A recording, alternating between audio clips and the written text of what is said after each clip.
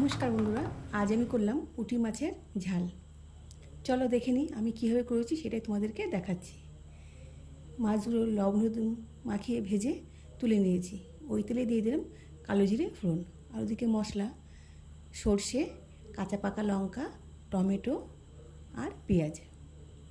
এবার একটু কালো জিরে ফোড়ন দিয়ে মশলাটা দিয়ে দিলাম, দিয়ে ভালো করে কষিয়ে নিলাম। এবার দিয়ে দিলাম জল। ঝোলটা আমার ফুটে উঠলে দিয়ে দেবো মাছ। এবার কিছুক্ষণ ফুটতে দেবো, আর দিয়ে দিলাম কাঁচা লঙ্কা। ঝোলটা ফুটে আমার প্রায় হয়েই এসেছে মাছের ঝাল। এবার নামানোর আগে দিয়ে দেবো একটু সর্ষের তেল। সর্ষে বাটা দিয়ে আছে, আর সর্ষের তেল দিলে না খেতে কিন্তু দারুণ হয়, আর একটা সুন্দর গন্ধ বের হয়। আর নামানোর আগে দিয়ে দেবো ধনেপাতা। কেমন হয়েছে বলবে। এইভাবে আমি করে নিয়েছি পুঁটি মাছের ঝাল।